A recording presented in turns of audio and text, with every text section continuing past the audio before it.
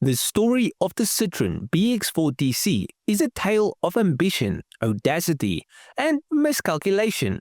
It was an attempt by the French automaker to enter the iconic world of Group B rallying, an era that would come to define the ultimate in high-performance motorsports, with manufacturers pushing the boundaries of technology.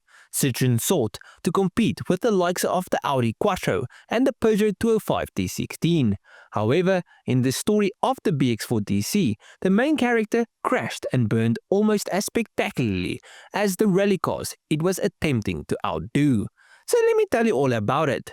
Now, Group B from 1982 to 1986 was a time of automotive insanity.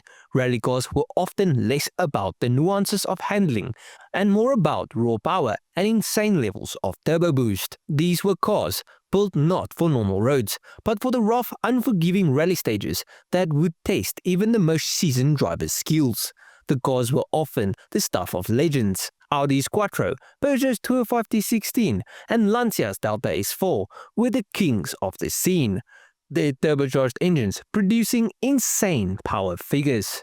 Citroën, not usually a name associated with motorsports, found itself itching to join the party. But first, they needed a car, so they turned to the BX.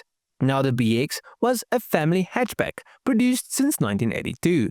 This wasn't exactly a car you'd associate with rallying, known for its hydro-pneumatic suspension that offered an ultra-comfortable ride.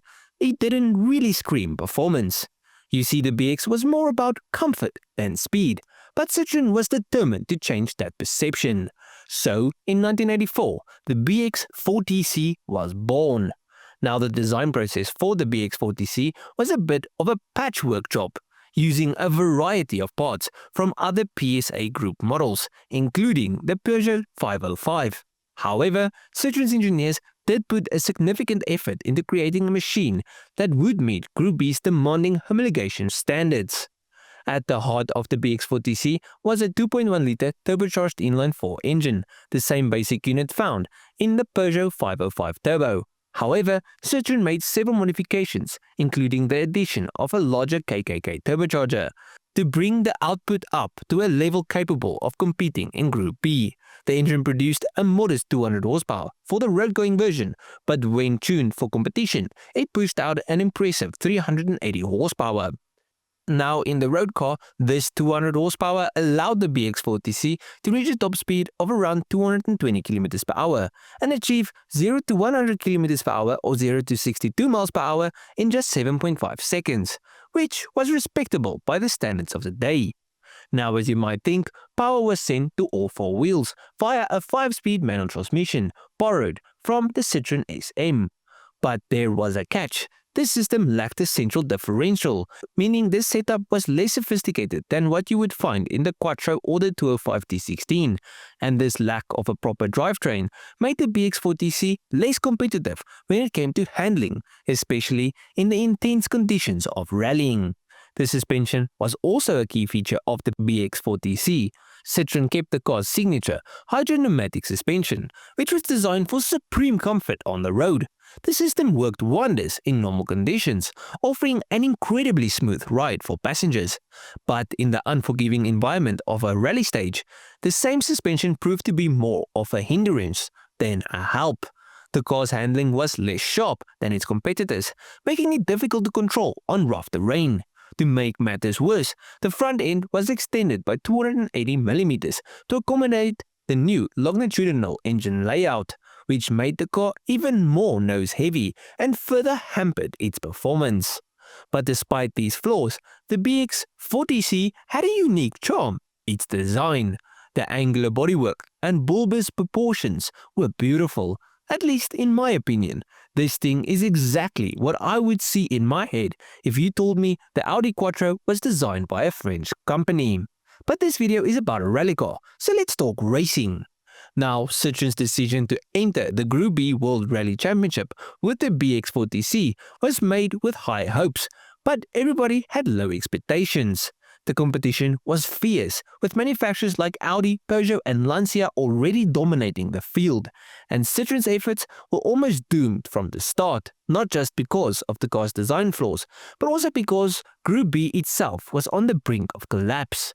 You see, in the early 1980s, Group B was a free-for-all. Manufacturers were pushing their cars to its limits, using whatever means necessary to gain an advantage. But as the cars got faster, the danger levels increased exponentially. The 1986 season would be Group B's last, and the sport had become too dangerous for both drivers and spectators. Tragically, it was the deaths of prominent figures like Henry Toivonen in the 1986 Tour de Corsa rally that led to the end of Group B. But Citroen had already made its mark, albeit in the wrong way. You see, Citroen entered the BX40C into the 1986 Monte Carlo Rally, the first round of the World Rally Championship, and to put it bluntly, it was a disaster. The BX40C cars didn't even finish the event. One crashed out early while the other suffered suspension failures. The rally was a complete humiliation for the team. Next came the Swedish Rally, where hopes were high. But results were once again lackluster. Jean-Claude Andret, one of the team's top drivers, managed to finish in 6th place, which was a rare point-scoring finish for the car. However, the car's underperformance and technical issues were clear signs that it simply wasn't competitive enough to fight for the top spots. By the time the Acropolis Rally came around, Citroen had entered 3 BX40C cars, and none of them finished the event. Mechanical failures, crashes and a general lack of pace ensured that the BX40C's time in Group B would be short-lived. In the face of repeated failures, Citroen withdrew the BX40C from the World Rally Championship after just 3 events. The car was a failure on track, but it would later gain a different kind of fame. You see, in accordance with Group B regulations, Citroen needed to produce at least 200 road-going versions of the BX40C in order to meet homologation requirements. These road cars were never designed to be mass-market machines. Instead, they were meant to satisfy the letter of the law so that Citroen could compete in the World Rally Championship. In reality, Citroen only produced 86 road-going versions of the BX40C. These cars featured a detuned version of the rallycar's engine, as I said earlier. The cars also featured standard BX interior, with the only real rally-style modification being the addition of a wide-body kit and sporty trim. And as with most road-going homologation specials, the BX40Cs were expensive and didn't sell well at all. Citroen eventually bought back unsold cars and reportedly destroyed many of them. And because of all of this, the BX40C is now regarded as one of the most curious failures in Group B rallying history. But it has an undeniable charm as a symbol of Citroen's audacity and ambition. And even though nobody wanted them back in the day, today this car is a serious collector's item, with these things fetching between $90,000 and $120,000 on the classic car market. This was a car that shouldn't have existed, a French hatchback turned rally car that was too heavy, too underpowered, and way too complicated to succeed in the hyper-competitive world of Group B rallying. Yet, there's something admirable about the BX40C. In a time when manufacturers were pushing the limits of technology and speed, Citroen thought, why not give it a go? The BX40C, with its quirky design and flawed engineering, was a product of that reckless optimism. It didn't work, but it tried, and for that, it deserves some respect. But at the end of this video, please let me know what you guys think of this car and its story. Also, let me know if you guys enjoyed this video. If you did, please leave a like and subscribe to the channel. And if you did like this video, you'll most probably enjoy most of my other stuff. So just go through my channel, see if there's someone else to like, or check you guys in the next one. Cheers, eh? Cup of tea. No, a cup of tea.